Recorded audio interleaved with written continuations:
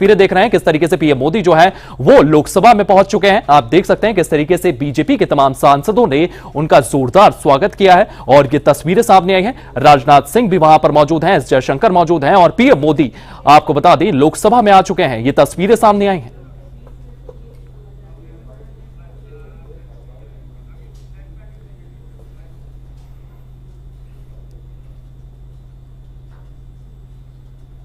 तो यूपी की खबरों में आगे बढ़ते हैं। विपक्ष की मांग पर सोमवार को लोकसभा में चर्चा की शुरुआत रक्षा मंत्री राजनाथ सिंह ने की, जिससे दौरान उन्होंने तमाम बातें जो है वो संसद के सामने रखी, देश के सामने रखी, जिसमें सदन के माध्यम से पूरे देश को सेना के शौर्य की जानकारी दी गई है। तो वहीं विपक्ष की ओर से सांसद गौरव गोगोई ने मोर्चा संभाला और सरकार पर कई सवाल खड़े किए। इस दौरान विदेश मंत्री एस जयशंकर ने सदन के माध्यम से देश को आश्वस्त किया कि सीजफायर की घोषणा में अमेरिका का कोई दबाव नहीं था। तीनों की ओर से क्या कुछ प्रतिक्रियाएं दी गई हैं, क्या कुछ भाषण दिए गए हैं, इस रिपोर्ट में देखिए। अध्यक्ष महोदय, यह सिंदूर की लाली शौर्य की कहानी है। यह सिंदूर की लाली शौर्य की कहानी है। भारत के मस्तक पर वीरता की निशानी है। जिन मुहि मारा तीन मुहि मारे। अध्यक्ष महोदय, जिस प्रकार प्रभु हनुमान ने लंका में अपनी रणनीति बनाई थी, उसी प्रकार हमने भी उन्हीं को निशाना बनाया जिन्होंने हमें नुकसान पहुंचाया था। भारत ने ऑपरेशन सिंदूर के जरिए पूरी दुनिया को दिखा दिया है कि हम इस आतंकवाद के गंदे खेल को जड़ से समाप्त करने का। सीधे लोकसभा लिए चलते हैं, पीएम मोदी क्या कुछ कह रहे हैं, सुनते हैं। मैं जब मीडिया के साथियों से बात कर रहा था तब मैंने सभी माननीय सांसदों को अपील करते हुए एक बात का उल्लेख किया था। मैंने कहा था कि ये सत्र भारत के विजयोत्सव का सत्र है।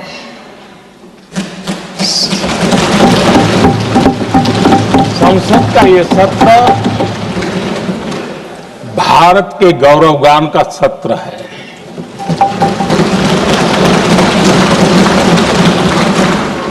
आदरणीय अध्यक्ष जी, जब मैं विजयोत्सव की बात कर रहा हूं तब मैं कहना चाहूंगा कि ये विजयोत्सव आतंकी हेडक्वार्टर्स को मिट्टी में मिलाने का है।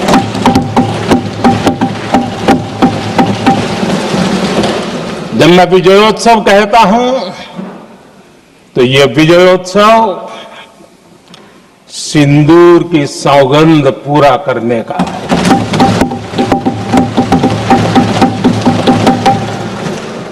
मैं जब ये विजयोत्सव कहता हूं तो ये भारत की सेना के शौर्य और सामर्थ्य का विजय गाथा कह रहा है।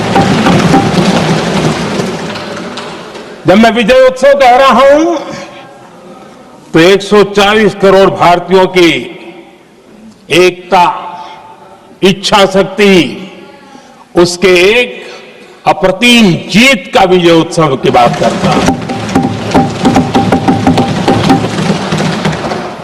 आदरणीय अध्यक्ष जी, मैं इसी विजय भाव से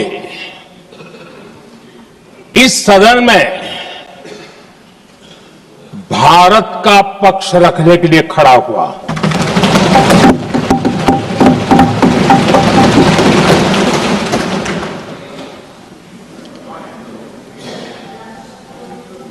और जिन्हें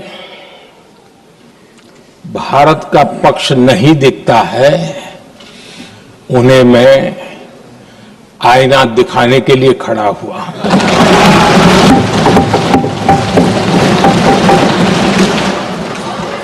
आदरणीय अध्यक्ष जी, मैं 140 करोड़ देशवासियों की भावनाओं में अपना स्वर मिलाने के लिए उपस्थित हुआ हूं। ये 140 करोड़ देशवासियों की भावना के जो गूंज है, जिस सदन में सुनाई दी है, मैं उसे अपना एक स्वर मिलाने खड़ा हुआ। आदरणीय अध्यक्ष जी, ऑपरेशन सिंदूर के दरमियान जिस प्रकार से देश के लोगों ने मेरा साथ दिया, मुझे आशीर्वाद दिए, देश की जनता मुझ पर कर्ज है। मैं देशवासियों का आभार व्यक्त करता हूं।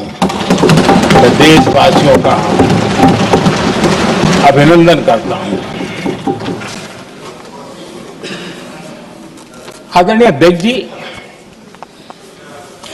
22 अप्रैल को पहलगाम में जिस प्रकार की क्रूर घटना घटी, जिस प्रकार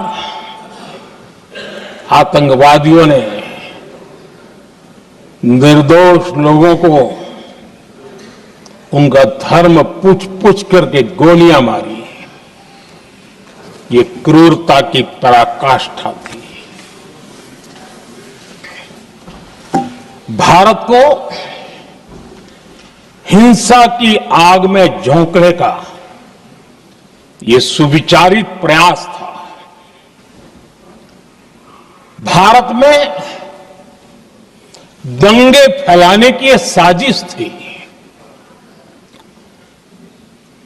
मैं आज देशवासियों का धन्यवाद करता हूं कि देश ने एकता के साथ उस साजिश को नाकाम कर दिया।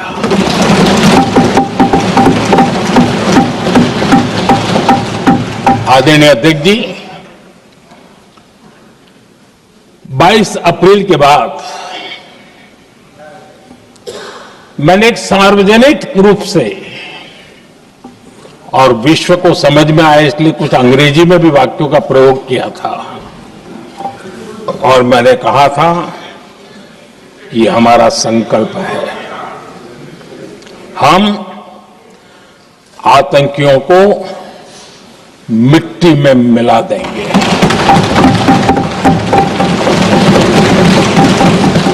और मैंने सार्वजनिक रूप से कहा था सजा उनके आकाओं को भी होगी और कल्पना से भी बड़ी सजा मिलेगी।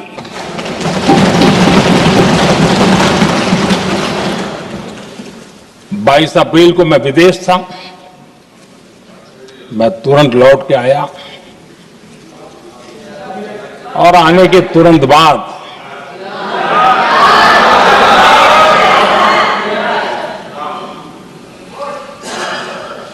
मैंने एक बैठक बुलाई और उस बैठक में हमने साफ साफ निर्देश दिए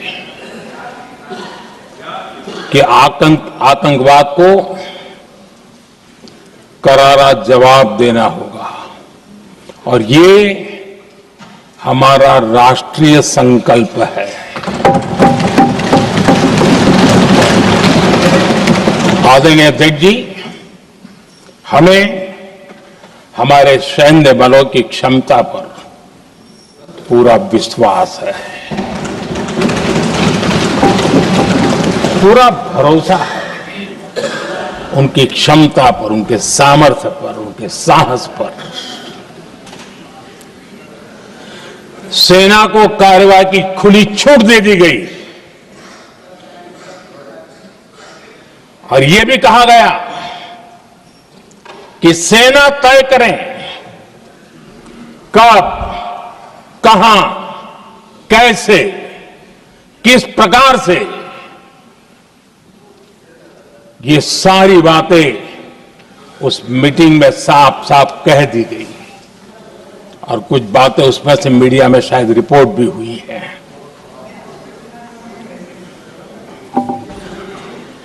हमें गर्व है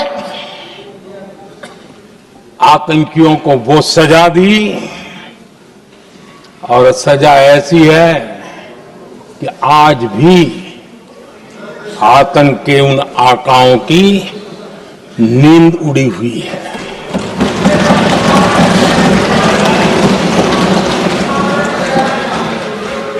आदरणीय अध्यक्ष जी, मैं हमारी सेना की सफलता के उससे जुड़े भारत के उस पक्ष को सदन के माध्यम से देशवासियों के सामने रखना चाहता हूं। पहला पक्ष, पहलगाम हमले के बाद से ही पाकिस्तानी सेना को अंदाजा लग चुका था कि भारत कोई बड़ी कार्रवाई करेगा। उनके तरफ से न्यूक्लियर की धमकियों के भी बयान आना शुरू हो चुके थे। भारत ने 6 मई रात और 7 मई सुबह जैसा तय किया था वैसी कार्रवाई की और पाकिस्तान कुछ नहीं कर पाया। 22 मिनट में 22 अप्रैल का बदला निर्धारित लक्ष्य के साथ हमारी सेना ने ले लिया। दूसरा पक्ष, आदरणीय अध्यक्ष जी, पाकिस्तान के साथ हमारी लड़ाई की तो कई बार हुई है, लेकिन ये पहली ऐसी भारत की रणनीति बनी कि जिसमें पहले जहां कभी नहीं गए थे वहां हम पहुंचे। पाकिस्तान के कोने कोने में आतंकी अड्डों को धुआं धुआं कर दिया गया।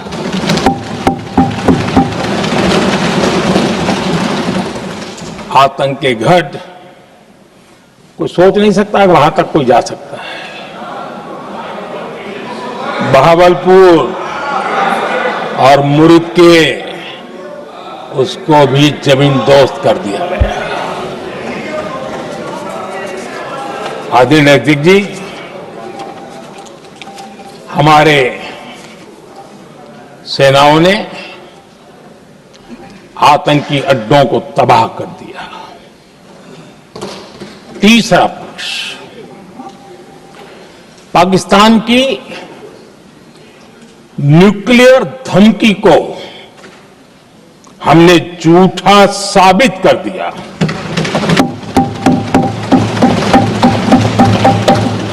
भारत ने सिद्ध कर दिया कि न्यूक्लियर ब्लैकमेलिंग अब नहीं चलेगा और न ही ये न्यूक्लियर ब्लैकमेलिंग के सामने भारत झुकेगा। आदरणीय अध्यक्ष जी, चौथा पक्ष, भारत ने दिखाई अपनी तकनीकी क्षमता। पाकिस्तान के सीने पर सटीक प्रहार किया। पाकिस्तान के एयरबेस एसेट्स को भारी नुकसान हुआ और आज तक उनके कई एयरबेस आईसीयू में पड़े हैं। आज टेक्नोलॉजी आधारित युद्ध का युग है। ऑपरेशन सिंदूर इस महारत में भी सफल सिद्ध हुआ है।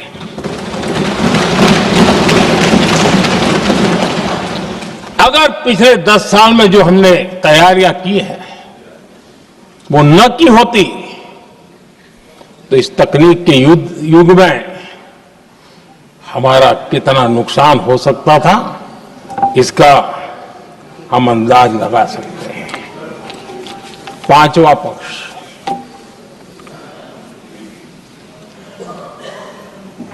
ऑपरेशन सिंदूर के दरमियान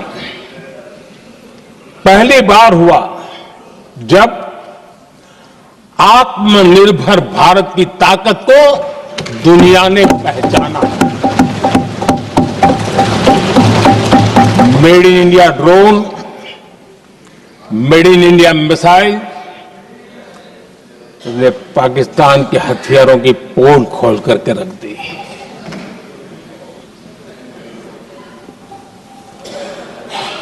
आदरणीय अध्यक्ष जी, और भी एक महत्वपूर्ण काम जो हुआ है, वैसे जब राजीव गांधी जी थे उस समय उनके जो एक डिफेंस का काम देखने वाले एमओएस थे, उन्होंने जब मैंने सीडीएस की घोषणा की तो वो बहुत प्रसन्न होकर के मुझे मिलने आए थे और बहुत बहुत प्रसन्न थे वो। इस समय ऑपरेशन में नेवी, आर्मी, एयरफोर्स तीनों सेनाओं का जॉइंट एक्शन, इसके बीच की सिनर्जी, इसने पाकिस्तान के छक्के छुड़ा दिए।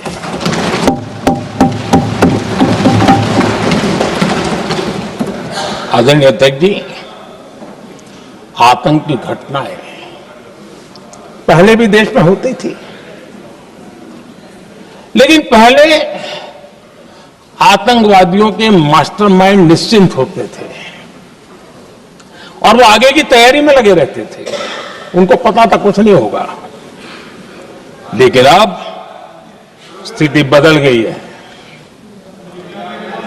अब हमले के बाद मास्टरमाइंड को नींद नहीं आती, उनको पता है कि भारत आएगा और मार के जाएगा।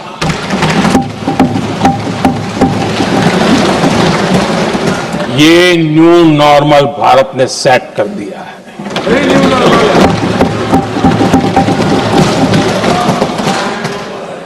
आदरणीय अध्यक्ष जी, दुनिया ने देख लिया कि हमारी कार्यवाही का दायरा कितना बड़ा, स्केल कितना बड़ा। सिंदूर से लेकर के सिंधु तक पाकिस्तान पर कार्रवाई की है। ऑपरेशन सिंदूर ने तय कर दिया कि भारत में आतंकी हमले की, उसके आकाओं को और पाकिस्तान को भारी कीमत चुकानी पड़ेगी। अब ऐसे ही नहीं जा सकते। आदरणीय अध्यक्ष जी, ऑपरेशन सिंदूर से स्पष्ट होता है कि भारत ने 3 सूत्र तय किए हैं।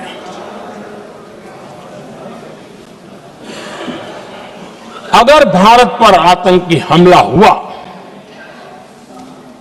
तो हम अपने तरीके से, अपनी शर्तों पर, अपने समय पर जवाब देकर के रहेंगे।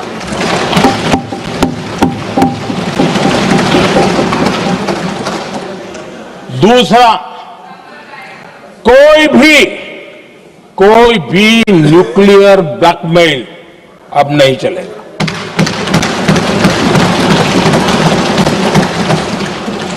और तीसरा, हम आतंकी सरपरस्त सरकार और आतंक के आकाओं, उनको अलग अलग नहीं देखेंगे। आदरणीय अध्यक्ष जी,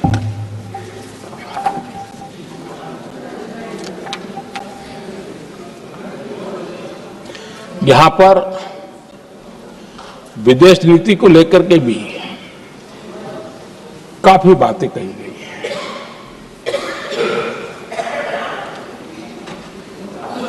दुनिया के समर्थन को लेकर के भी काफी बातें कही गई हैं। मैं आज सदन में कुछ बातें पूरी स्पष्टता से कह रहा हूं। दुनिया में किसी भी देश ने भारत को अपनी सुरक्षा में कार्रवाई करने से रोका नहीं है।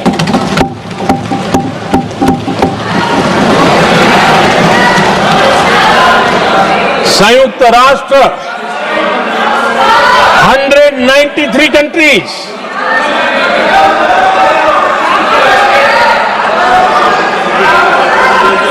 सिर्फ 3 देश 193 कंट्री में सिर्फ 3 देश ऑपरेशन सिंदूर के दौरान पाकिस्तान के समर्थन में बयान दिया था। Only 3 countries. क्वाड हो, ब्रिक्स हो, फ्रांस, रूस, जर्मनी, कोई भी देश का नाम ले लीजिए, तमाम देश दुनिया भर से भारत को समर्थन मिला है।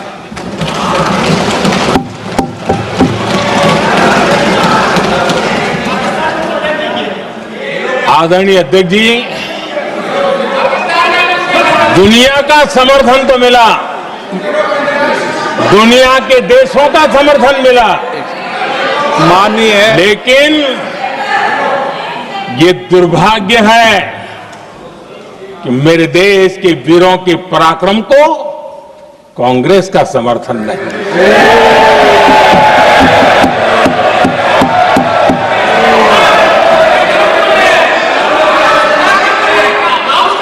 22 अप्रैल के बाद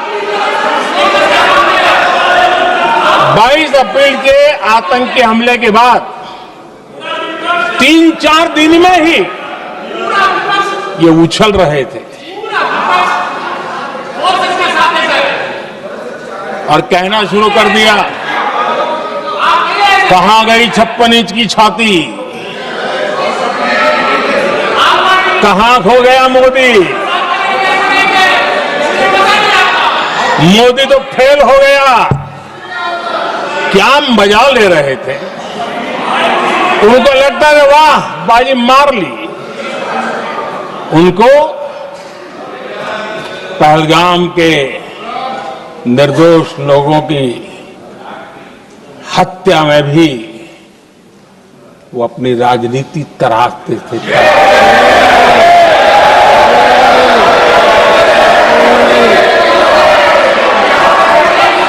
अपनी स्वार्थी राजनीति के लिए मुझ पर निशाना साध रहे थे, लेकिन उनकी ये बयानबाजी, इनका छिछोरापन देश के सुरक्षा बलों का मनोबल गिरा रहा था।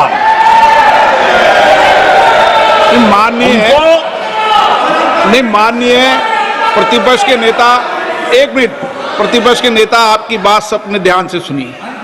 आप बेटे कांग्रेस के और नेताओं को से ये उचित नहीं है आपके लिए। न भारत के सामर्थ्य पर भरोसा है और न ही भारत की सेनाओं पर।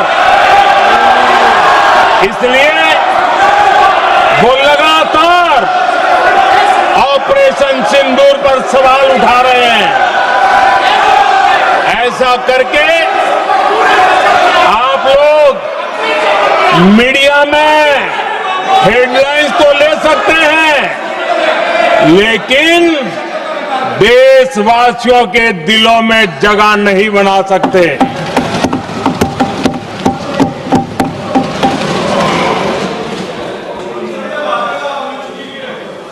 आदरणीय सभापति जी, आदरणीय अध्यक्ष जी,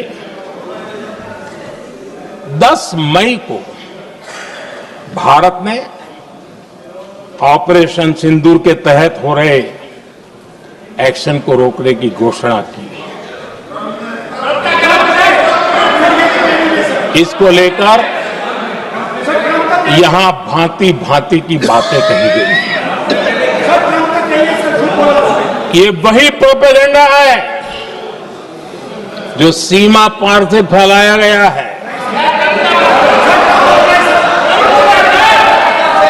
कुछ लोग सेना द्वारा दिए गए तथ्यों की जगह पाकिस्तान के झूठ प्रचार को आगे बढ़ाने में जुटे हुए हैं।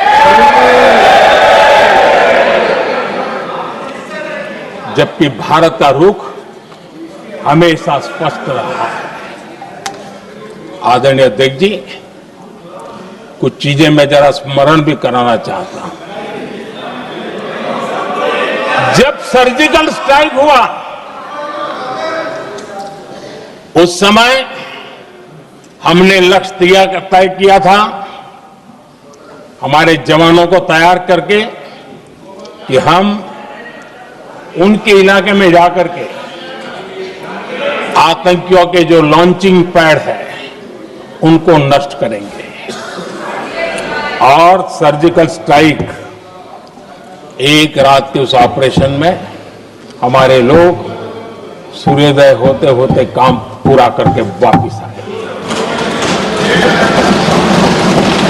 लक्ष्य निर्धारित था कि ये करना है। जब बालाकोट एयर स्ट्राइक किया तो हमारा लक्ष्य तय था कि आतंकियों के जो ट्रेनिंग सेंटर्स है इस बार हम उसको तबाह करेंगे, और हमने वो भी करके दिखाया। ऑपरेशन सिंदूर के समय हमारा लक्ष्य तय था, और हमारा लक्ष्य था कि आतंक के जो एपी सेंटर है और पहलगाम के आतंकियों को जहां से पुरजोश योजना बनी, ट्रेनिंग मिली, व्यवस्था मिली, उस पर हमला करेंगे। हमने उनके नाभि पर हमला कर दिया।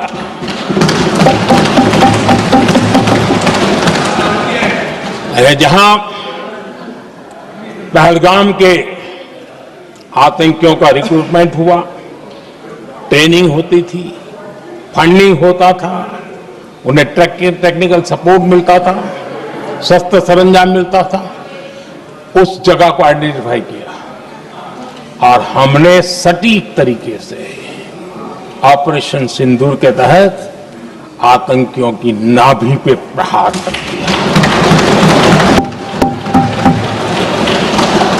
और आदरणीय अध्यक्ष जी, इस बार भी हमारी सेना ने 100% लक्ष्यों को हासिल करके देश के सामर्थ्य का परिचय।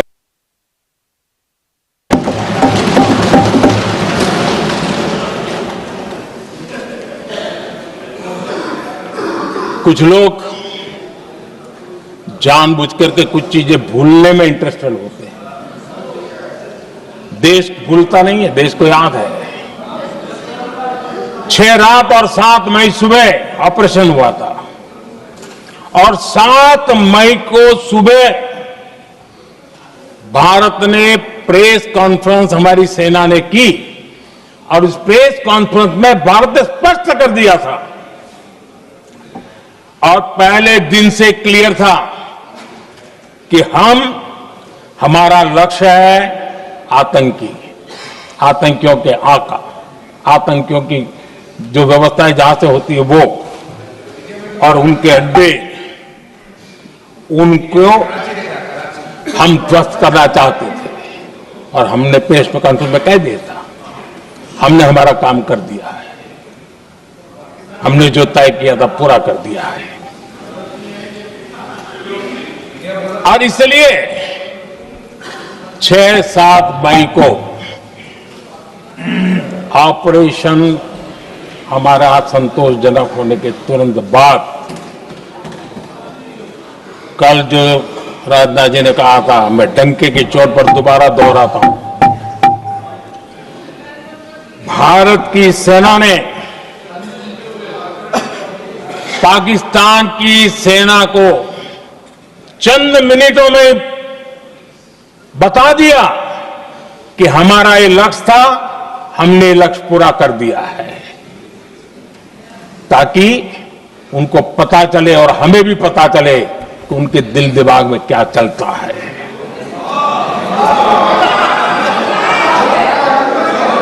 हमने अपना लक्ष्य 100% हासिल कर लिया था और पाकिस्तान में समझदारी होती तो आतंकियों के साथ खुलेआम खड़े रहने की गलती न करता। उसने निर्लज्ज होकर के आतंकवादियों के साथ खड़े रहने का फैसला किया। हम पूरी तरह तैयार थे,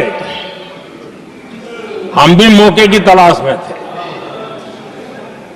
लेकिन हमने दुनिया को बताया था कि हमारा लक्ष्य आतंकवाद है, आतंकवादी आता है, आतंकवादी ठिकाने हैं।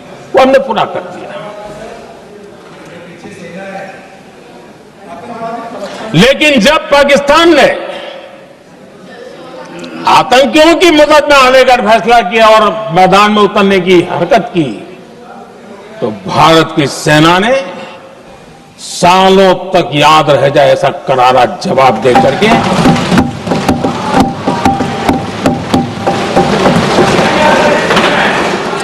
9 मई की मध्य रात्रि और 10 मई की एक प्रकार से सुबह हमारी मिसाइलें उन्होंने पाकिस्तान के हर कोने में प्रचंड प्रहार किया, जिसकी पाकिस्तान ने कभी कल्पना नहीं की थी और पाकिस्तान को घुटनों पर आने के लिए मजबूर कर दिया।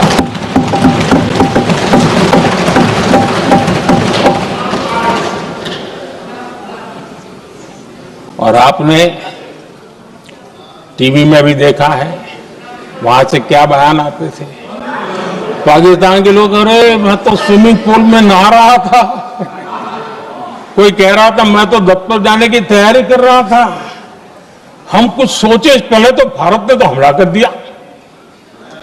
ये पाकिस्तान के लोगों के बयान है और देश ने देखे हैं।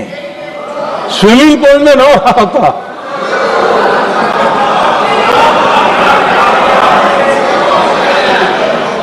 और जब इतना कड़ा प्रहार हुआ, पाकिस्तान ने कभी सोचा तक नहीं था, तब जाकर के पाकिस्तान ने फोन करके डीजीएमओ के सामने फोन करके गुहार लगाई,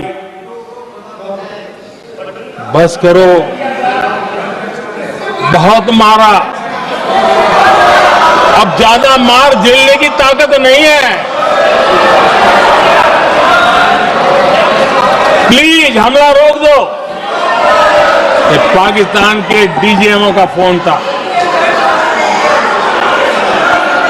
और भारत ने तो पहले दिन ही कह दिया था, 7 तारीख सुबह की प्रेस देख लीजिए, कि हमने हमारा लक्ष्य पूरा कर दिया है, अगर आप कुछ करोगे तो महंगा पड़ेगा।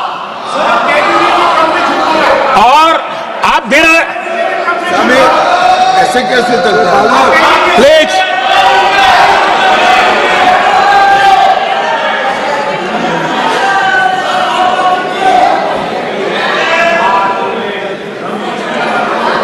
मैं आज दोबारा कह रहा हूं, ये भारत की स्पष्ट नीति थी, सुविचारित नीति थी, सेना के साथ मिलकर के तय की हुई नीति थी और वे ये थी कि हम आतंक, उनके आका, उनके ठिकाने, ये हमारा लक्ष्य है। और हमने कहा, पहले दिन प्रेस कॉन्फ्रेंस में कहा है कि हमारा एक्शन नॉन एक्सेलेटरी है, ये हमने कह करके किया है। और इसके लिए साथियों हमने हमला रोका। अध्यक्ष जी, दुनिया के किसी भी नेता ने भारत के ऑपरेशन रोकने के लिए नहीं कहा।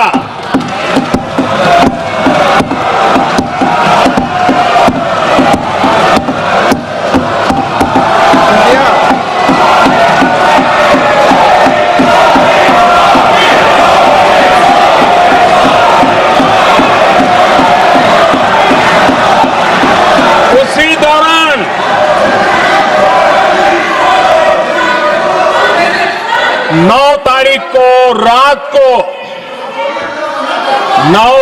को रात को अमेरिका के उपराष्ट्रपति जी ने मुझसे बात करने का प्रयास किया।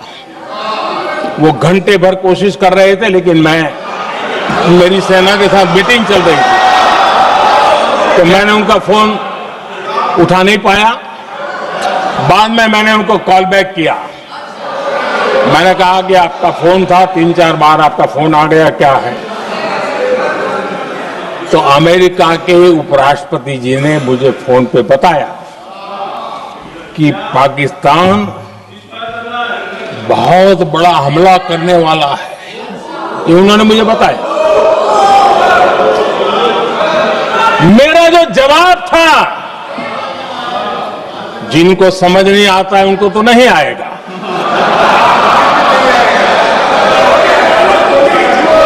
मेरा जवाब था अगर पाकिस्तान का ये इरादा है तो उसे बहुत महंगा पड़ेगा। ये मैंने अमेरिका के उपराष्ट्रपति को कहा।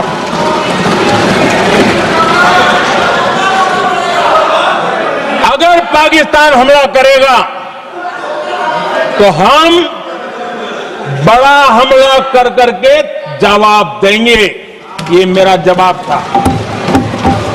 और आगे मेरा एक वाक्य था, मैंने कहा था हम गोली का जवाब गोले से देंगे। ये 9 तारीख रात की बात है, और 9 रात में और 10 सुबह हमने पाकिस्तान को सैन्य शक्ति को तहस नहस कर दिया था। और यही हमारा जवाब था, यही हमारा जज्बा था। और आज पाकिस्तान भी भली भांति जान गया है कि भारत का हर जवाब पहले से ज्यादा तगड़ा होता है।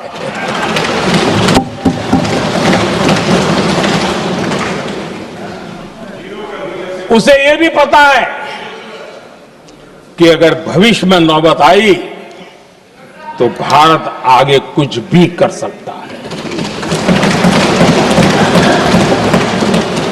और इसलिए मैं फिर से लोकतंत्र के इस मंदिर में दोहराना चाहता हूं, ऑपरेशन सिंदूर जारी है।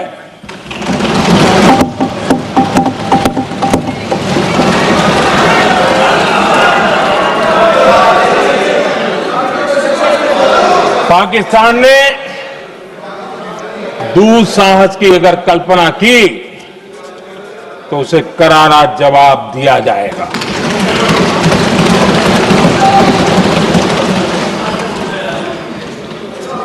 आदरणीय अध्यक्ष जी, आज का भारत आत्मविश्वास उससे भरा हुआ है। आज का भारत आत्मनिर्भरता के मंत्र को लेकर के पूरी शक्ति के साथ तेज गति से आगे बढ़ रहा है। देश देख रहा है भारत आत्मनिर्भर बनता जा रहा है।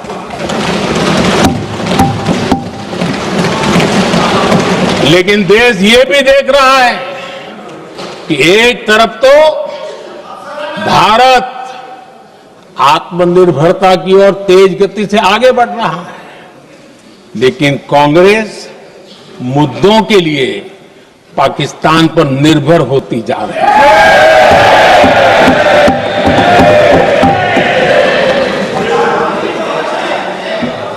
मैं आज पूरा दिन देख रहा था, जो 16 घंटे से जो चर्चा चल रही है, दुर्भाग्य से। प्लीज बैठिए, सब जवाब दे दिया आपका, आप सुनते नहीं, सबका जवाब दे दिया, प्लीज। दुर्भाग्य से सुनिए जवाब। कांग्रेस को पाकिस्तान के मुद्दे इंपोर्ट करने पड़ रहे हैं।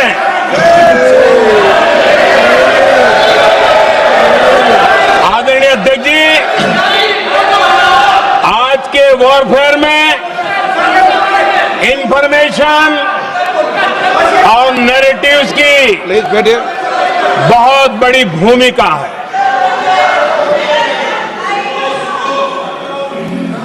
नैरेटिव घड़ करके एआई का भी भरपूर उपयोग करके सेनाओं के मनोबल को कमजोर करने के खेल भी खेले जाते हैं।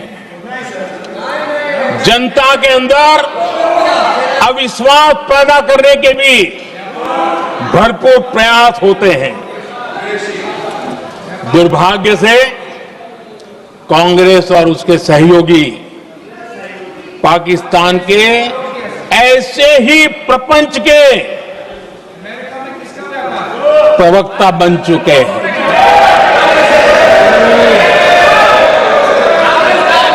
आदरणीय अध्यक्ष जी, देश की सेना ने, आदरणीय अध्यक्ष जी, ये तरीका है देश आपका? की सेना ने, बैठिए बैठिए। देश की भाई, सेना ने सिलसिला- सर्जिकल स्ट्राइक की।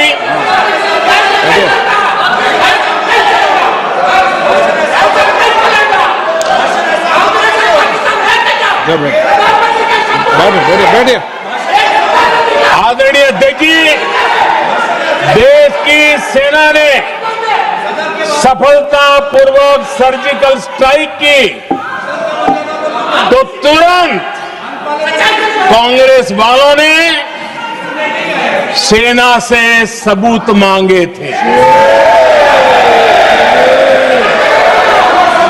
लेकिन जब उन्होंने देश का मूड देखा, देश का मिजाज देखा, तो सुर उनके बदलने लगे और बदल करके क्या कहने लगे? कांग्रेस के लोगों ने कहा, ये सर्जिकल स्ट्राइक क्या बड़ी बात है, ये तो हमने भी की थी। एक ने कहा 3 सर्जिकल स्ट्राइक की थी, दूसरे ने कहा 6 सर्जिकल स्ट्राइक की थी, तीसरे ने कहा 15 सर्जिकल स्ट्राइक की थी। जितना बड़ा नेता उतना बड़ा आंकड़ा चल रहा था।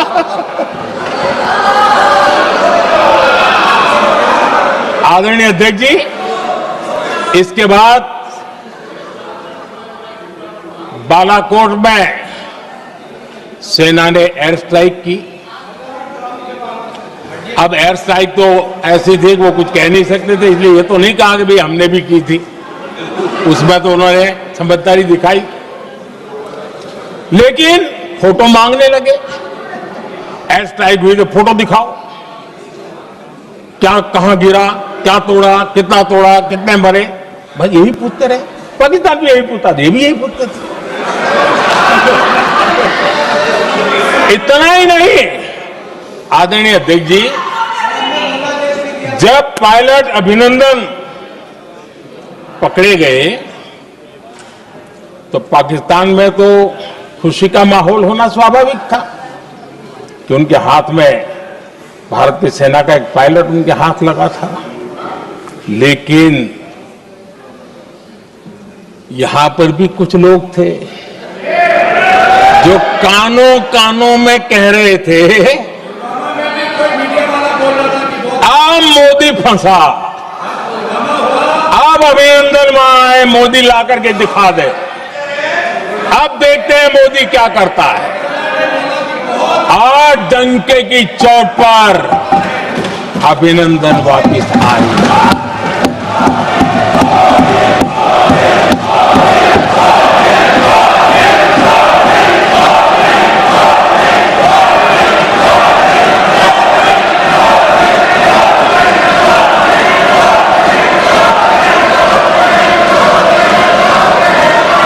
अभिनंदन को ले आए तो इनकी बोलती बंद हो गई। इनको लगा यार ये नसीब वाला आदमी है, हमारा हथियार हाथ से निकल गया।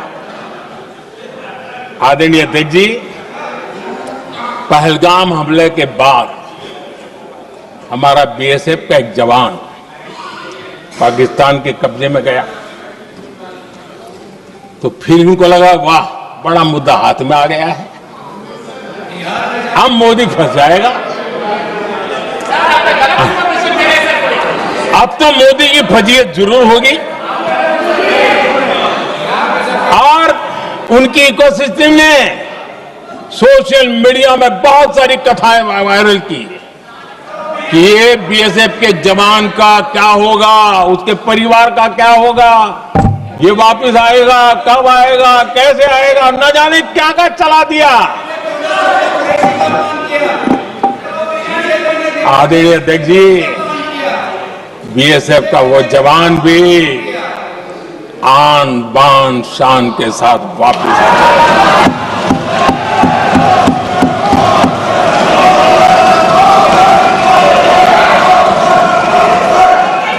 आतंकवादी रो रहे हैं, आतंकवादियों के आका रो रहे हैं, और उनको रोते देखकर यहां भी कुछ लोग रो रहे हैं।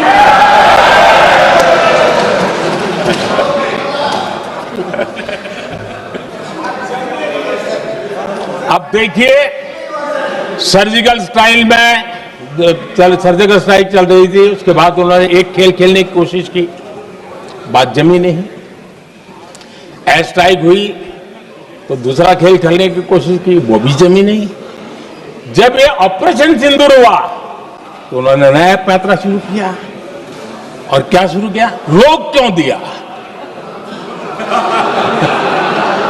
पहले तो मानने को तैयार नहीं थे कि मुक्त करते, अब कहते रोक क्यों दिया।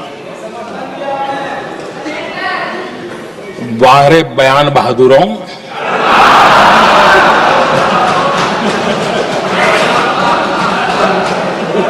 आपको विरोध का कोई न कोई बहाना चाहिए, और इसलिए सिर्फ मैं नहीं, पूरा देश आप पर हंस रहा है।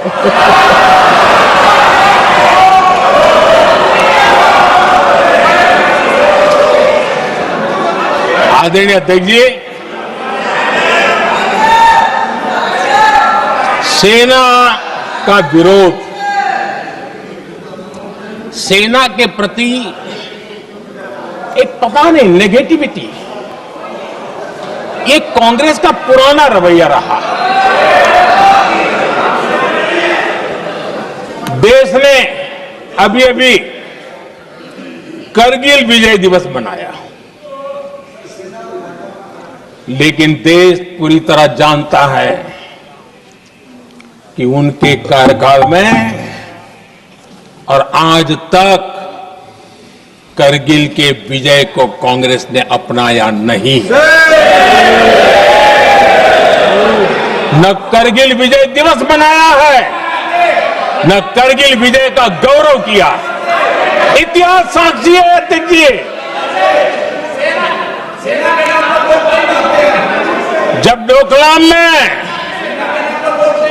सैन्य हमारा शौर्य दिखा रहा था, तब कांग्रेस के नेता चुपके चुपके किससे ब्रीफिंग लेते थे वो सारी दुनिया अब जानते हैं।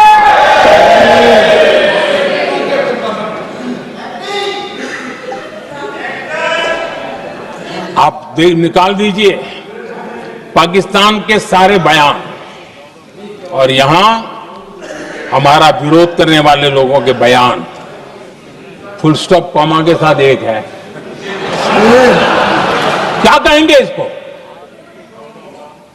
और बुरा लगता है सच बोलते हैं तो।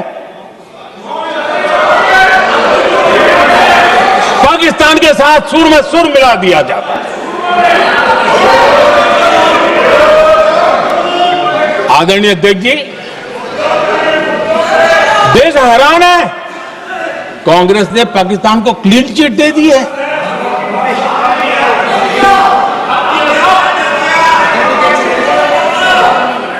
उनकी ये हिम्मत, और इनकी आदत जाती नहीं है, ये हिम्मत कि पहलगाम के आतंकी पाकिस्तानी थे, इसका सबूत दो।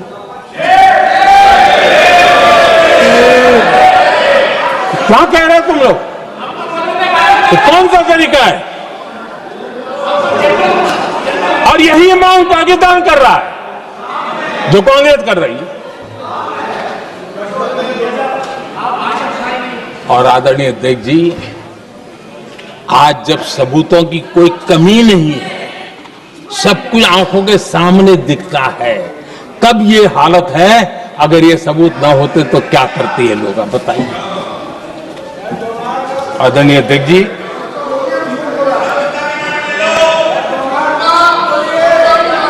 अध्यक्ष जी, ऑपरेशन सिंदूर के एक पार्ट की तरफ तो चर्चा भी बहुत होती है, ध्यान भी जाता है, लेकिन देश के लिए कुछ गौरव की क्षणें होती हैं, ताकत की परिचय होता है, उसकी तरफ भी ध्यान जाना बहुत आकर्षित है। हमारे एयर डिफेंस सिस्टम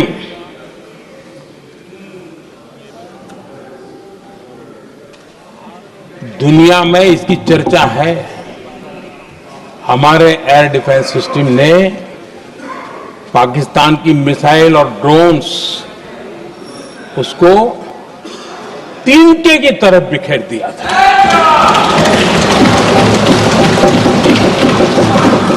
आदरणीय अध्यक्ष जी, मैं एक आंकड़ा आज बताना चाहता हूं,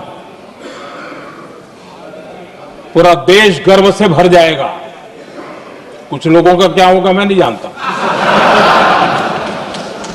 पूरा देश गर्व से भर जाएगा। 9 मई को पाकिस्तान ने करीब 1000 मिसाइलों और आर्म्ड ड्रोन्स के भारत पर बहुत बड़ा हमला करने की कोशिश की। 1000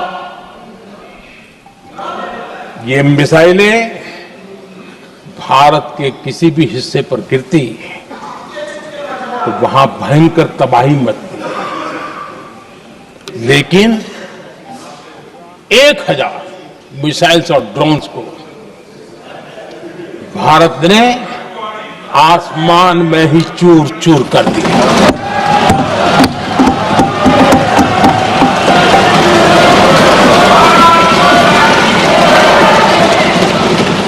हर देशवासियों को इससे गर्व हो रहा, लेकिन जैसे कांग्रेस के लोग इंतजार कर रहे थे, कुछ तो गड़बड़ होगी यार, मोदी मरेगा, कहीं तो फंसेगा।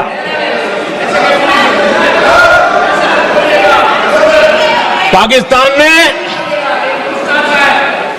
आदमपुर एयरबेस पर हमले का झूठ फैलाया, उस झूठ को बेचने की भरपूर कोशिश की, पूरी ताकत दी लगा दी। मैं अगले ही दिन आदमपुर पहुंचा और खुद जाकर के उनके झूठ को मैंने बेनकाब कर दिया। तब जाकर के उनको अकल ठिकाने लगी कि अब ये झूठ चलने वाला नहीं है। आदरणीय अध्यक्ष जी, जो हमारे छोटे दलों के साथी हैं, जो राजनीति में नए हैं, उनको कभी शासन में रहने का अवसर नहीं मिला, उनसे कुछ बातें निकलती मैं समझ सकता हूं, लेकिन कांग्रेस पार्टी ने इस देश में लंबे समय तक राज किया है, उसको शासन की व्यवस्थाओं का पूरा पता है, उन चीजों से वो निकले हुए लोग हैं, उनके लिए शासन व्यवस्था क्या होती इसकी समझ पूरी है, अनुभव है उनके पास। उसके बाद भी विदेश मंत्रालय तुरंत जवाब दे, उसको स्वीकारना नहीं, विदेश मंत्री जवाब दे, इंटरव्यू दे, बार बार बोले, उसको स्वीकारना नहीं, गृह मंत्री बोले, रक्षा मंत्री बोले, किसी पर भरोसा नहीं। जिसने इतने सालों तक राज किया, उनको देश की व्यवस्थाओं पर अगर भरोसा नहीं है, तब शक उठता है कि क्या हालत हो गई है इनकी। आदरणीय अध्यक्ष जी, अब कांग्रेस का भरोसा पाकिस्तान के रिमोट कंट्रोल से बनता है और बदलता है।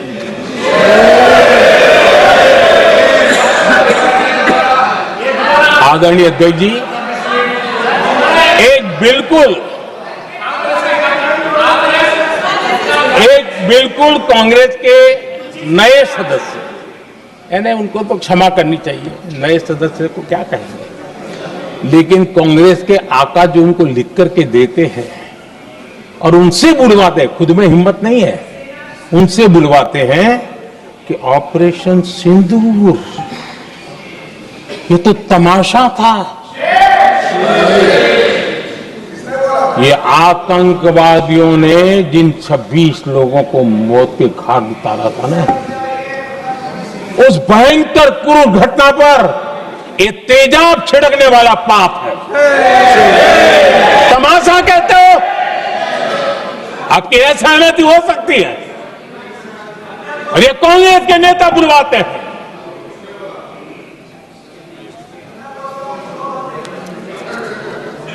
आदरणीय अध्यक्ष जी, पहलगाम के हमलावरों को कल हमारे सुरक्षा बलों ने ऑपरेशन महादेव करके अपने अंजाम तक पहुंचाया।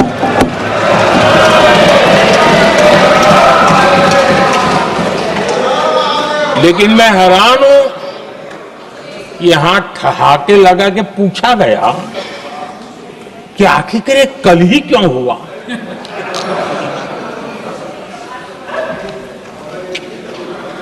अब ये क्या हो गया है, मुझे समझ नहीं आ रहा है।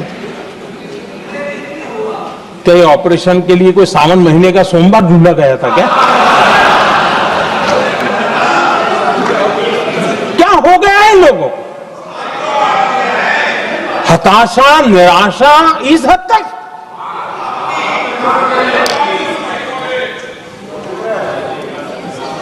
और देखिए मजा, पिछले कई सप्ताह से हाँ ऑपरेशन सिंदूर हो गया तो ठीक है, पहलगाम के आतंकियों का क्या हुआ, पहलगाम के आतंकियों का अब हुआ तो कल क्यों हुआ?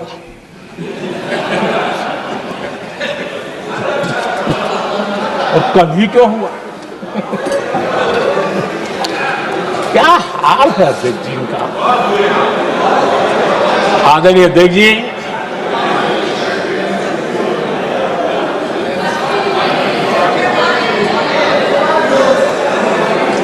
आदरणीय अध्यक्ष जी, शास्त्रों में कहा गया है, हमारे शास्त्रों में कहा गया है, शस्त्रेण रक्षिते राष्ट्रे, शस्त्रेण रक्षिते राष्ट्रे शास्त्र चर्चा प्रवर्तते। अर्थात जब राष्ट्र शस्त्र से सुरक्षित होते हैं तभी वहां शास्त्र की, ज्ञान की चर्चाएं जन्म ले पाती है। जब सीमा पर सेनाएं मजबूत होती है तभी लोकतंत्र प्रखर होता है। आदरणीय अध्यक्ष जी, ऑपरेशन सिंदूर बीते दशक में भारत की सेना के सशक्तिकरण का एक साक्षात प्रमाण है। ऐसे ही नहीं हुआ है। कांग्रेस के शासन के दौरान सेनाओं को आत्मनिर्भर बनाने के संबंध में सोचा तक नहीं जाता था। आज भी आत्मनिर्भर शब्द की मजाक उड़ाई जाती है। वैसे वो महात्मा गांधी से आया हुआ है, लेकिन आज भी मजाक उड़ाई जाती है। हर रक्षा सौदे में कांग्रेस अपने मौके खोजती रहती थी।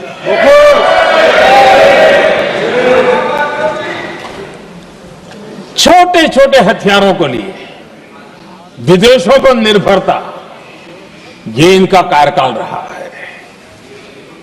Bullet proof jacket, night vision camera तक नहीं होते थे और लंबा लिस्ट है। जीप से शुरू होता है, बफो, हेलीकॉप्टर, हर चीज के साथ घोटाला जुड़ा हुआ है। आदरणीय अध्यक्ष जी, हमारी सेनाओं को आधुनिक हथियारों के लिए दशकों तक इंतजार करना पड़ा। आजादी के पहले और इतिहास गवाह एक जमाना था जब डिफेंस मैन्युफैक्चरिंग में भारत का आवाज सुनाई देती थी। जिस समय तलवारों से लड़ा जाता था ना, तब भी तलवारें भारत की श्रेष्ठ मानी जाती थी। हम डिफेंस के इक्विपमेंट में आगे थे। लेकिन आजादी के बाद जो एक मजबूत डिफेंस इक्विपमेंट मैन्युफैक्चरिंग का हमारा दायरा था, जो हमारा पूरा इकोसिस्टम था, उसको सोच समझ करके तबाह कर दिया गया, उसको दुर्बल किया गया।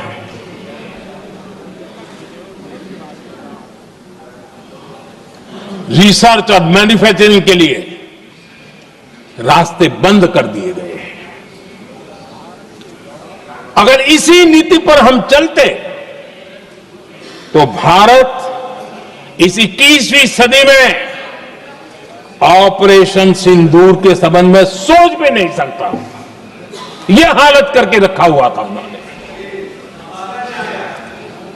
भारत को सोचना पड़ता कि अगर कोई एक्शन लेना है तो शस्त्र कहां से मिलेंगे, साधन कहां से मिलेगा, बारूद कहां से मिलेगा, समय पर मिलेगा या नहीं मिलेगा, बीच बचाव में रुकता नहीं जाएगा, ये टेंशन पालना पड़ता है।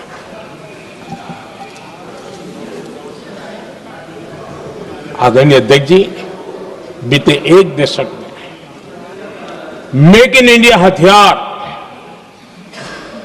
सेना को मिले, उन्होंने इस ऑपरेशन में बहुत निर्णायक भूमिका निभाई।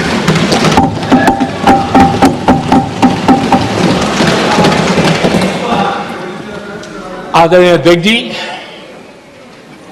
एक दशक पहले भारत के लोगों ने संकल्प लिया, हमारा देश सशक्त, आत्मनिर्भर और आधुनिक राष्ट्र बने। रक्षा, सुरक्षा, हर क्षेत्र में बदलाव के लिए एक के बाद एक ठोस कदम उठाए गए, सीरीज ऑफ रिफॉर्म्स किए गए और देश में सेना में जो रिफॉर्म्स हुए हैं, जो आजादी के बाद पहली बार हुए। चीफ ऑफ डिफेंस स्टाफ की नियुक्ति, ये विचार कोई नया नहीं था, दुनिया में प्रयोग भी चलते हैं, भारत में निर्णय नहीं होते थे। हमने, ये बहुत बड़ा रिफॉर्म था, हमने किया और बहुत ही, मैं हमारी तीनों सेनाओं का अभिनंदन करता हूं कि इस व्यवस्था को उन्होंने दिल से सहयोग किया है, दिल से स्वीकार किया है। सबसे बड़ी ताकत ज्वाइंटनेस और इंटीग्रेशन की इस समय नेवी हो, एयरफोर्स हो, आर्मी हो, ये इंटीग्रेशन और ज्वाइंटनेस ने हमारी ताकत को अनेक गुना बढ़ा दिया और उसका परिणाम भी हमें नजर में आया है, ये हमने करके दिखाया। सरकार की जो डिफेंस प्रोडक्शन की कंपनियां थी, उसमें हमने रिफॉर्म किए। शुरुआत में वहां पर आग लगाना, आंदोलन करवाना, हड़तालें करवाने के खेल चल रहे थे, अभी भी बंद नहीं हुए हैं, लेकिन देश हित को सर्वोपरि मान करके उन डिफेंस इंडस्ट्री के हमारे जो लोग थे सरकारी व्यवस्था में, उन्होंने इसको मन से लिया, रिफॉर्म को स्वीकार किया और वो भी आज बहुत प्रोडक्टिव बन गए। इतना ही नहीं, हमने प्राइवेट सेक्टर के लिए भी डिफेंस के दरवाजे खोल दिए हैं और आज भारत का प्राइवेट सेक्टर आगे आ रहा है। आज स्टार्टअप्स डिफेंस के क्षेत्र में हमारे 27-30 साल के नौजवान, टियर 2, टियर 3 सिटी के नौजवान, कई कुछ जगह तो बेटियां स्टार्टअप का नेतृत्व कर रही है। डिफेंस के सेक्टर में सैकड़ों की तादाद में आज स्टार्टअप काम कर रहे हैं। ड्रोन्स, एक प्रकार से मैं कह सकता हूं, ड्रोन्स की जितनी भी एक्टिविटी हमारे देश में हो रही है, शायद एवरेज 30-35 की उम्र होगी जो लोग कर रहे हैं, सारे लोग, और सैकड़ों की तादाद में कर रहे हैं। और उसका ताकत, क्योंकि इनका भी योगदान था इसमें, जिन्होंने इस प्रकार के प्रोडक्शन किए हैं, और वो हमें ऑपरेशन सिंदूर में बहुत काम आए। मैं उन सबके प्रयासों को बहुत साधुवाद करता हूं और मैं उनको विश्वास दिलाता हूं, आगे बढ़िए, अब देश रुकने वाला नहीं है। आदरणीय अध्यक्ष जी, डिफेंस सेक्टर में मेक इन इंडिया ये नारा नहीं था। हमने इसके लिए बजट पॉलिसी में जो परिवर्तन करना था, जो नए इनिशिएटिव ले रहे थे, वो नए इनिशिएटिव लिए। और सबसे बड़ी बात, क्लियर कट विजन के साथ हमने देश में make in India defence sector के अंदर तेज गति से हम आगे बढ़ रहे हैं। आदरणीय अध्यक्ष जी, एक दशक में डिफेंस का बजट लगभग पहले से 3 गुना हुआ है। डिफेंस प्रोडक्शन में करीब करीब 250% वृद्धि हुई है, 250% वृद्धि हुई है।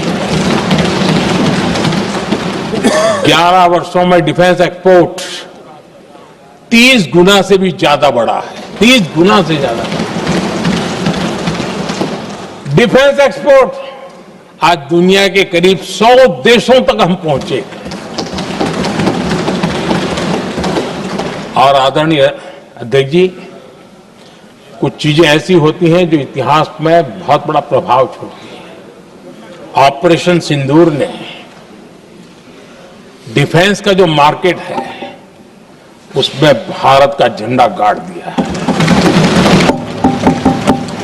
भारत के हथियारों की डिमांड आज बढ़ती चली जा रही है, मांग बढ़ रही है। ये भारत में उद्योगों को भी बल देगी, एमएसएमई को बल देगी, हमारे नौजवानों को रोजगार देगी, और हमारे नौजवान अपनी बनाई चीजों से दुनिया में अपनी ताकत का प्रदर्शन कर पाएंगे। ये आज दिख रहा है, मैं देख रहा हूं। डिफेंस के क्षेत्र में जो आत्मनिर्भर भारत की दिशा में हम जो कदम उठा रहे हैं, मैं हैरान हूं। कुछ लोगों को आज भी तकलीफ हो रही है, जैसे उनका खजाना लूट गया। ये कौन सी मानसिकता है? देश को ऐसे लोगों को पहचानना होगा। आदरणीय अध्यक्ष जी, मैं स्पष्ट करना चाहता हूं, डिफेंस में भारत का आत्मनिर्भर होना ये आज की शस्त्रों की स्पर्धा में के काल में विश्व शांति के लिए भी जरूरी है।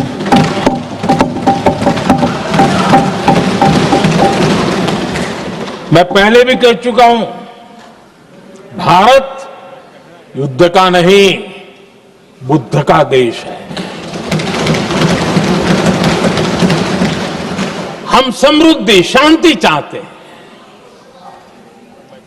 लेकिन हम ये कभी न भूले कि समृद्धि का और शांति का रास्ता शक्ति से ही गुजरता है।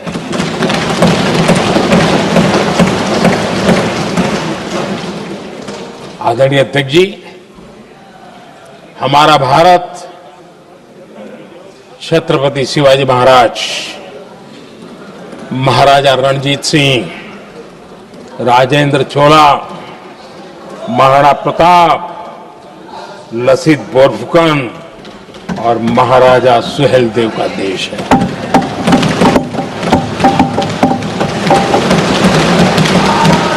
आदरणीय अध्यक्ष जी, हम विकास और शांति के लिए सामरिक सामर्थ्य पर भी फोकस करते हैं। आदरणीय अध्यक्ष जी,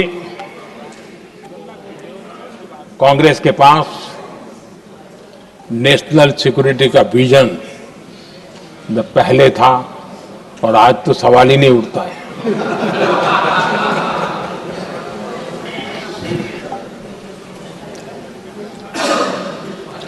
कांग्रेस ने हमेशा नेशनल सिक्योरिटी पर समझौता किया।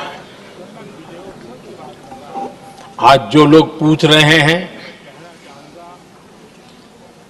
पीओके को वापस क्यों नहीं लिया, वैसे ये सवाल मुझे ही पूछ सकते हैं और किसको पूछ सकते हैं।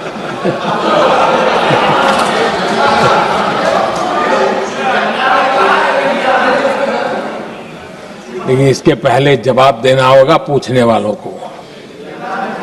किसकी सरकार ने पीओके पर पाकिस्तान को कब्जा करने का अवसर दिया था? जवाब साफ है, जवाब साफ है। जब भी मैं नेहरू जी की चर्चा करता हूं तो कांग्रेस और उसका पूरा इकोसिस्टम बिलबिला जाता है, पता नहीं क्या है। आदरणीय अध्यक्ष जी, हम एक शेर सुना करते थे, मुझे ज्यादा इसका ज्ञान तो नहीं है लेकिन सुनते थे। लम्हों ने खता की और सदियों ने सजा पाई। आजादी के बाद से ही जो फैसले लिए गए उनकी सजा आज तक देश भुगत रहा है।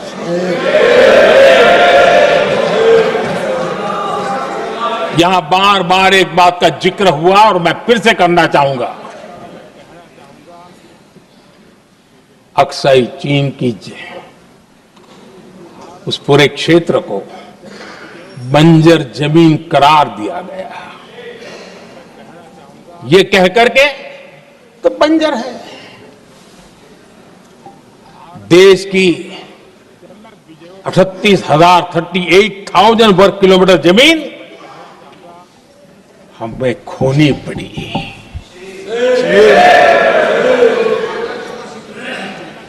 आदरणीय अध्यक्ष जी, मैं जानता हूं मेरी कुछ बातें चुभने वाली है। 1962 और 1963 के बीच कांग्रेस के नेता जम्मू कश्मीर के पूंछ, उरी, नीलम वैली और किशनगंगा को छोड़ देने का प्रस्ताव रख रहे थे। भारत की भूमि, आदरणीय अध्यक्ष जी, और वो भी लाइन ऑफ पीस के नाम पर किया जा रहा था। 1966 रण ऑफ कच्छ पर इन्हीं लोगों ने मध्यस्थता स्वीकार की। ये था उनका राष्ट्रीय सुरक्षा का विजन।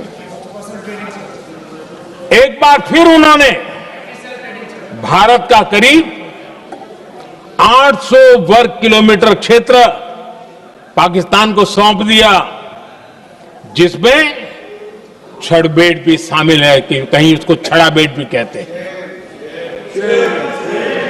1965 की जंग में हाजीपीर पास को हमारी सेना ने वापस जीत लिया था, लेकिन कांग्रेस ने उसे फिर लौटा दिया। 1971 पाकिस्तान के 93,000 फौजी हमारे पास बंदी थे। पाकिस्तान का हजारों वर्ग किलोमीटर एरिया हमारी सेना ने कब्जा किया था। हम बहुत कुछ कर सकते थे, विजय की स्थिति में थे। उस दौरान अगर थोड़ी सा विजन होता, थोड़ी सी समझ होती, तो पीओके वापस लेने का निर्णय हो सकता। वो मौका था, वो मौका भी छोड़ दिया गया। अरे इतना ही नहीं, इतना सारा जब सामने टेबल पर था, अरे कम से कम करतारपुर साहब को तो ले सकते थे, वो ही नहीं कर पाया। 1974 श्रीलंका को कच्चथीवू द्वीप को गिफ्ट कर दिया गया। आज तक हमारे मछुआरे भाई बहनों को इससे परेशानी होती है, उनकी जान पर आफत आती है। क्या गुनाह था तमिलनाडु के मेरे फिशरमैन भाई बहनों का कि आपने उनका हक छीन लिया और दूसरों को गिफ्ट कर दिया? कांग्रेस का दशकों से इरादा लेकर चल रही थी कि सियाचिन से सेना हटा दी जाए। आदरणीय अध्यक्ष जी, 2014 में देश ने इनको मौका नहीं दिया, वरना आज सियाचिन भी हमारे पास नहीं होता।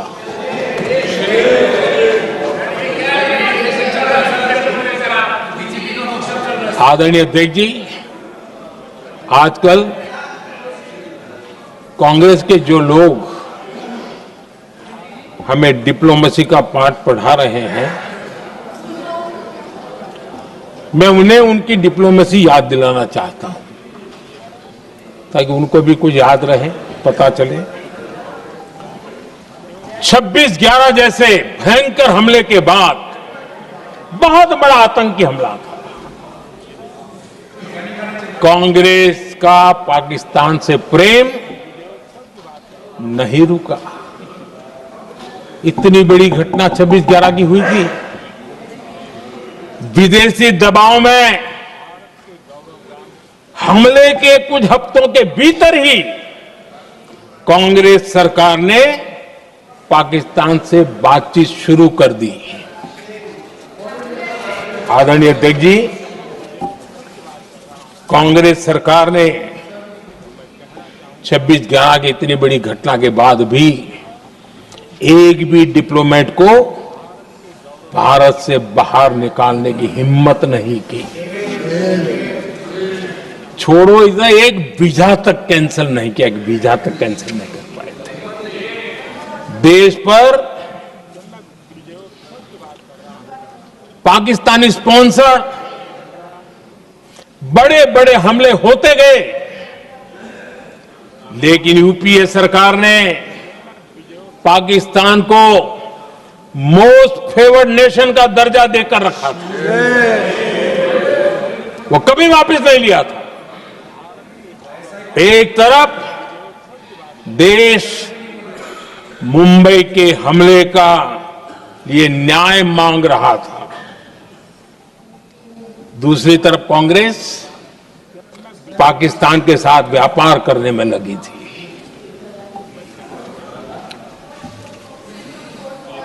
पाकिस्तान वहां से खून की होली खेलने वाले आतंकियों को भेजते रहे, और कांग्रेस यहां अमन की आश के मुशायरे किया करती थी। मुशायरे होते थे। हमने आतंकवाद और अमन की आस का ये वन वे ट्रैफिक बंद कर दिया।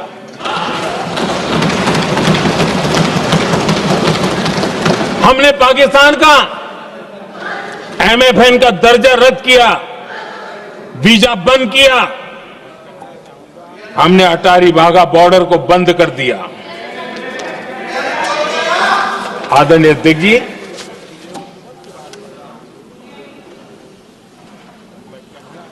भारत के हितों को गिरवी रख देना, ये कांग्रेस की पार्टी की पुरानी आदत है। इसका सबसे बड़ा उदाहरण सिंधु जल समझौता है। सिंधु जल समझौता किसने किया? नेहरू जी ने किया। और मामला किससे जुड़ा था? भारत से निकलने वाली नदियां, हमारे यहां से निकली हुई नदियां, उसका वो पानी था। और वो नदियां हजारों साल से भारत की सांस्कृतिक विरासत रही है, भारत की चैतन्य शक्ति रही है। भारत को सुजलाम सुफलाम बनाने में उन नदियों का बहुत बड़ा योगदान रहा है। सिंधु नदी जो सदियों से भारत की पहचान हुआ करती थी, उसी से भारत जाना जाता था। लेकिन नेहरू जी और कांग्रेस ने सिंधु और झेलम जैसी नदियों पर विवाद के लिए पंचायत किसको दी? वर्ल्ड बैंक को दी। वर्ल्ड बैंक फैसला करे क्या कर रहा है? नदी हमारी, पानी हमारा।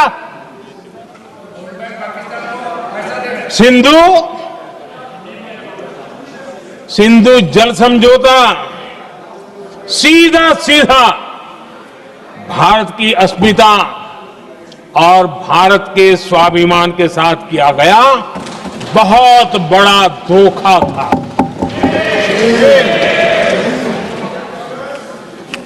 आदरणीय अध्यक्ष जी, आज के देश के युवा ये बात सुनते होंगे तो उनको भी आश्चर्य होगा कि ऐसे लोग थे हमारे देश का काम करते थे।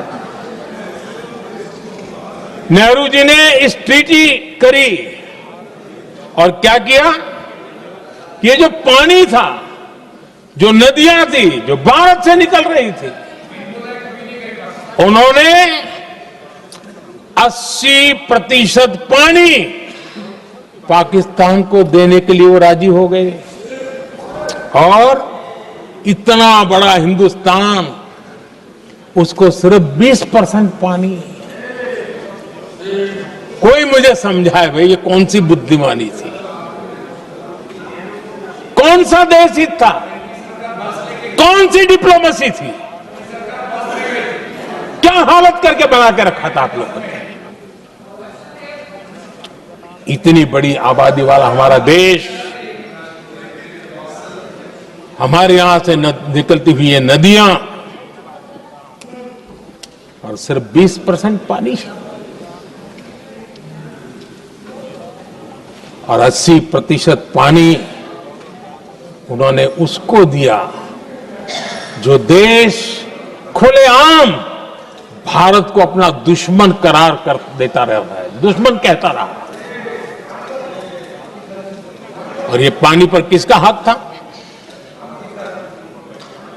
हमारे देश के किसानों का, हमारे देश के नागरिकों का, हमारा पंजाब, हमारा जम्मू कश्मीर, देश के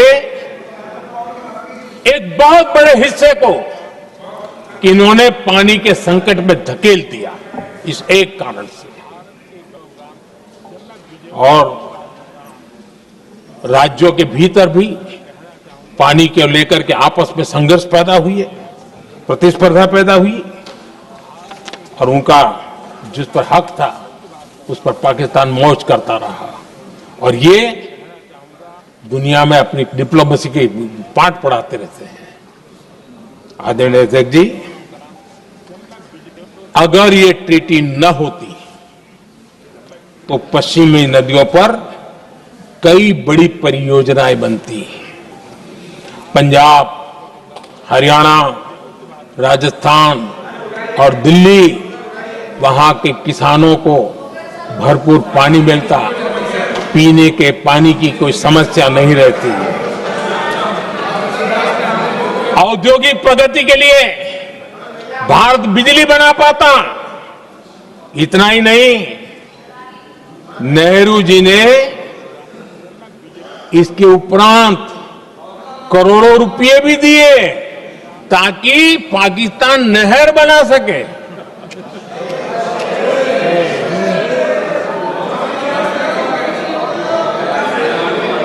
आदरणीय अध्यक्ष जी, इससे भी बड़ी बात, देश चौंक जाएगा। ये चीजें छिपाई गई है, दबा दी गई है। कहीं भी बांध बनता है तो उसमें एक मैकेनिज्म होता है उसकी सफाई का, डीसिल्टिंग का। उसमें जो मिट्टी भर जाती है, बाकी घास वगैरह आकर के भर जाता है तो उसकी कैपेसिटी कम होती है, तो उसकी सफाई के लिए यानी इनबिल्ट व्यवस्था होती है। नेहरू जी ने पाकिस्तान के कहने पर यह शर्त स्वीकार की है कि इन बांध में जो मिट्टी आएगी, कूड़ा कचरा आएगा और बांध भर जाएगा, इसकी सफाई नहीं कर सकते, डिसिल्टिंग नहीं कर सकते हैं। बांध हमारे यहां, पानी हमारा, लेकिन निर्णय पाकिस्तान का कि आप डिसिल्टिंग नहीं कर सकते। इतना ही नहीं, जब इस बार मैं डिटेल में गया तो एक बांध तो ऐसा है कि जहां ये डिसिल्टिंग के लिए जो गेट होता है ना, उसको वेल्डिंग कर दिया गया है ताकि कोई गलती से भी खोल करके मिट्टी को निकाल ना दे। पाकिस्तान ने नेहरू जी से लिखवा लिया था कि भारत बिना पाकिस्तान की मर्जी अपने बांधों में जमा होने वाली मिट्टी साफ नहीं करेगा, डिसिल्टिंग नहीं करेगा। ये समझौता देश के खिलाफ था और बाद में नेहरू जी को भी ये गलती माननी पड़ी। इस समझौते में निरंजन दास गुलाटी करके एक सज्जन उसमें जुड़े हुए थे।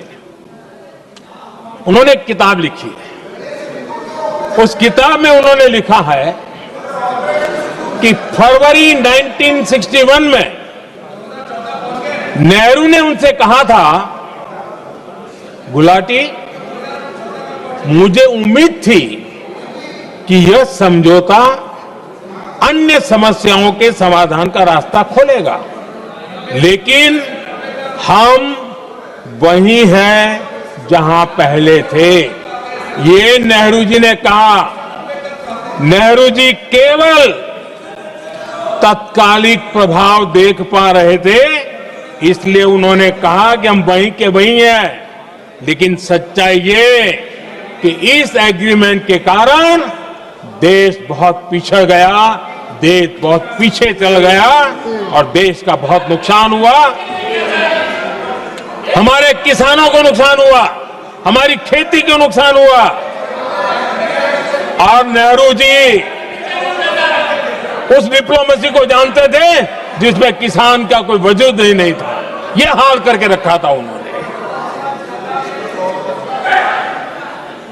आदरणीय अध्यक्ष जी, पाकिस्तान आगे दशकों तक भारत के साथ युद्ध और छद्म युद्ध, प्रॉक्सी वॉर करता ही रहा,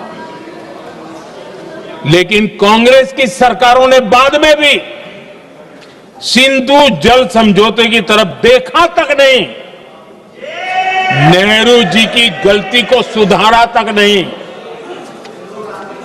आदरणीय अध्यक्ष जी, लेकिन अब भारत ने पुरानी गलती को सुधारा है, ठोस निर्णय लिया है।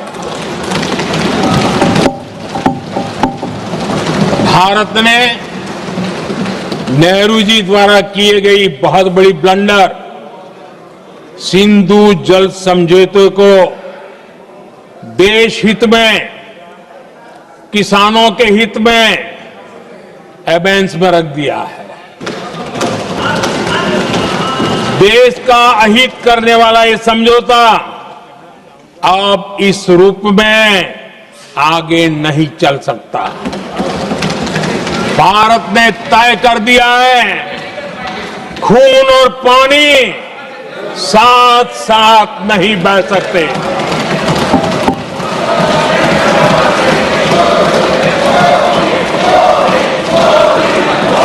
माननीय सदस्य, आप बहुत देर हो गई, आप उपनेता हैं, ये तरीका आप बैठे बैठे टोकते हैं, प्लीज, ये शोभा नहीं देता आपके लिए। बैठिए बैठिए बैठिए आदरणीय बैठिए, शोभा नहीं देता आपका। अध्यक्ष जी, आप उपनेता, अपनी मर्यादा बना के रखें। चल बैठिए। वहां बैठे साथी आतंकवाद पर लंबी लंबी बातें करते हैं। जब ये सत्ता में था, जुड़े हुए हैं, जब इनको राज करने का अवसर मिला था, तब देश का हाल क्या है, क्या रहा था, वो आज भी देश भूला नहीं है। 2014 से पहले देश में असुरक्षा का जो माहौल था, अगर वो आज याद भी करे ना, तो लोग सिहर जाते हैं। आदरणीय अध्यक्ष जी, हम सबको याद है, जो नई पीढ़ी के बच्चे हैं उनको पता नहीं है, हम सबको पता है। हर जगह पर अनाउंसमेंट होता था, रेलवे स्टेशन पर जाओ, बस स्टैंड पर जाओ, एयरपोर्ट पर जाओ, बाजार में जाओ, मंदिर में जाओ, कहीं पर भी जाओ, जहां भी भीड़ होती, कोई भी लावारिस चीज दिखे छूना मत, पुलिस को तुरंत जानकारी देना, वो बम हो सकता है। हम 2014 तक यही सुनते आए थे, ये हालात करके रखा था। देश के कोने कोने में यही हाल था। माहौल ये था कि जैसे कदम कदम पर बम बिछे हैं और खुद को ही नागरिकों ने बचाना है, उन्होंने हाथ ऊपर कर दिए थे, अनाउंस कर दिया। आदरणीय अध्यक्ष जी, कांग्रेस की कमजोर सरकारों के कारण देश को कितनी जानें गंवानी पड़ी, हमें अपनों को खोना पड़ा। आदरणीय अध्यक्ष जी, आतंकवाद पर लगाम लगाई जा सकती थी। हमारी सरकार ने 11 साल में ये करके दिखाया, एक बहुत बड़ा सबूत है। 2004 से 14 के बीच जो आतंकी घटनाएं होती थी, उन घटनाओं में बहुत बड़ी कमी आई है। इसलिए देश भी जानना चाहता है, अगर हमारी सरकार आतंकवाद पर नकेल कस सकती है, तो कांग्रेस सरकारों की ऐसी कौन सी मजबूरी थी कि आतंकवाद को फलने फूलने दिया। आदरणीय अध्यक्ष जी, कांग्रेस के राज में आतंकवाद अगर फला फूला है, तो उसका एक बड़ा कारण इनकी तुष्टीकरण की राजनीति है, वोट बैंक की राजनीति है। जब दिल्ली में बाटला हाउस एनकाउंटर हुआ, कांग्रेस के एक बड़ी नेता के आंख में आंसू थे, आतंकवादी मारे गए इसके कारण। और वोट पाने के लिए इस बात को हिंदुस्तान के कोने कोने में पहुंचाया गया। आदरणीय अध्यक्ष जी, 2001 में देश की संसद पर हमला हुआ था। तब कांग्रेस के एक बड़े नेता ने अफजल गुरु को बेनिफिट ऑफ डाउट देने की बात कही थी। आदरणीय अध्यक्ष जी, मुंबई में 26/11 का इतना बड़ा आतंकी हमला हुआ, एक पाकिस्तानी आतंकी जिंदा पकड़ा गया। पाकिस्तान की मीडिया ने, दुनिया ने यह स्वीकार किया कि यह पाकिस्तानी है। लेकिन यहां कांग्रेस पार्टी इतना बड़ा पाकिस्तान का पाप, इतना बड़ा पाकिस्तानी आतंकी हमला, और ये क्या खेल खेल रहे थे? वोट बैंक की राजनीति के लिए क्या कर रहे थे? कांग्रेस पार्टी इसको भगवा आतंक सिद्ध करने में जुटी हुई है।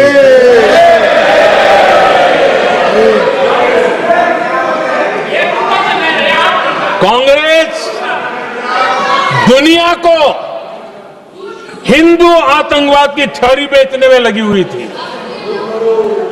कांग्रेस के एक नेता ने अमेरिका के बड़े राजनयिक को यहां तक कह दिया था कि लश्कर-ए तोयबा से भी बड़ा खतरा भारत के हिंदू ग्रुप है। यह कहा गया था। तुष्टीकरण के लिए कांग्रेस ने जम्मू कश्मीर में भारत का संविधान, बाबा साहब आंबेडकर का संविधान, उसे जम्मू कश्मीर में पैर नहीं रखने दिए। इन्होंने घुसने नहीं दिया, उसे बाहर रखा। तुष्टीकरण और वोट बैंक की राजनीति के लिए कांग्रेस हमेशा देश की सुरक्षा को बलि चढ़ाती रही। आदरणीय अध्यक्ष जी, तुष्टीकरण के लिए ही कांग्रेस ने आतंकवाद से जुड़े कानूनों को कमजोर किया। गृहमंत्री जी ने आज विस्तार से सदन में कहा है, इसलिए मैं इसको रिपीट करना नहीं चाहता। आदरणीय अध्यक्ष जी, मैंने इस सत्र की शुरुआत में आग्रह किया था, मैंने कहा था कि दल हित में हमारे मत मिले न मिले, दल हित में हमारे मत मिले न मिले, देश हित में हमारे मन जरूर मिलने चाहिए। पहलगाम की विभीषिका ने हमें गहरे घाव दिए हैं, उसने देश को झकझोर दिया है। इसके जवाब में हमने ऑपरेशन सिंदूर किया तो सेनाओं के पराक्रम ने, हमारे आत्मनिर्भर अभियान ने देश में एक सिंदूर स्पिरिट पैदा किया है।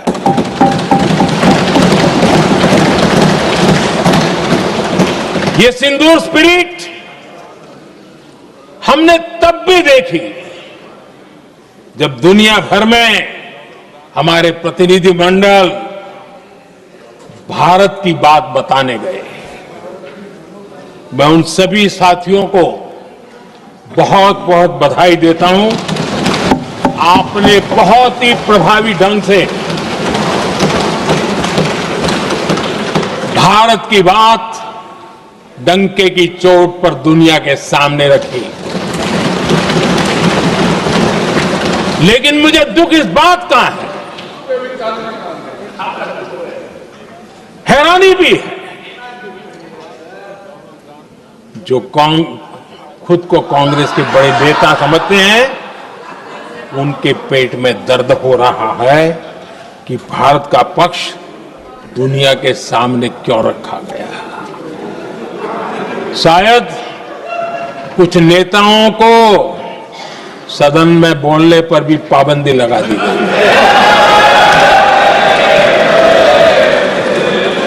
आदरणीय अध्यक्ष जी, इस मानसिकता से बाहर निकलने की जरूरत है। कुछ पंक्तियां मेरे मन में आती हैं, मैं अपने भाव व्यक्त करना चाहता हूं। आदरणीय अध्यक्ष जी, करो चर्चा और इतनी करो, करो चर्चा और इतनी करो कि दुश्मन दहशत से दहल उठे। दुश्मन दहशत से दहल उठे।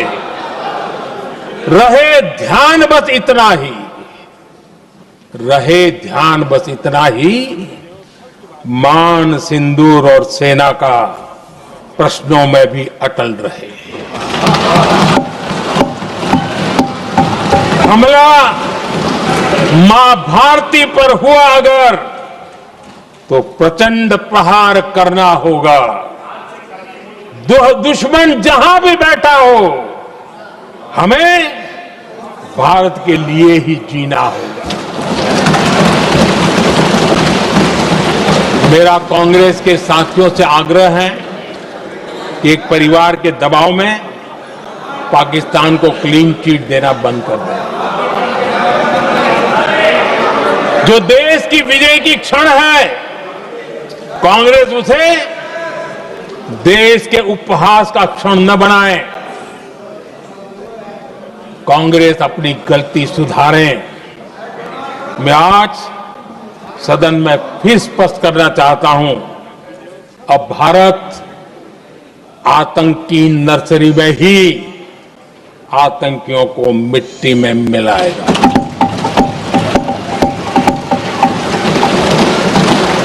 हम पाकिस्तान को भारत के भविष्य खेलने नहीं देंगे और इसलिए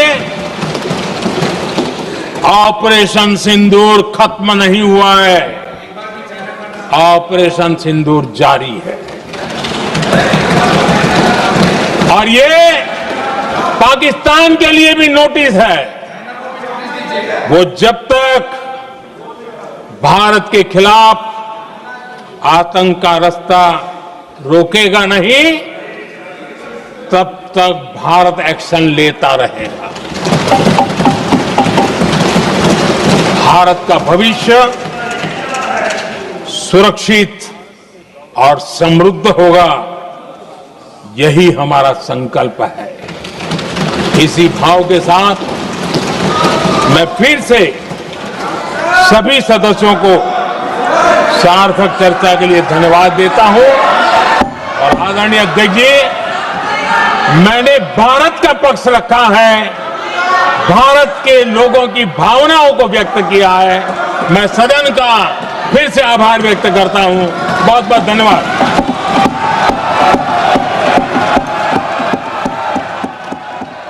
पीएम मोदी को आप सुन